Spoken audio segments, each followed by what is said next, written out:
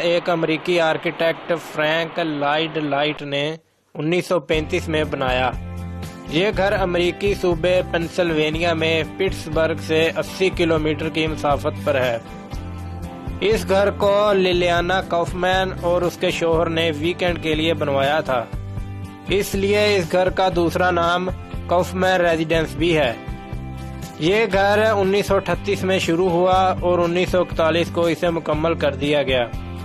اس دوران اس گھر پر $1,55,000 کا خرچہ آیا۔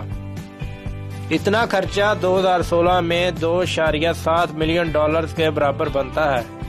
1963 میں کافمین نے یہ گھر ڈونیٹ کر دیا، جس کے بعد 1964 میں اس گھر کو لوگوں کے لیے میوزیم کے طور پر کھول دیا گیا۔ ایک اندازے کے مطابق ہر سال یہاں 1,30,000 کے قریب لوگ اسے وزٹ کرنے کے لیے جاتے ہیں۔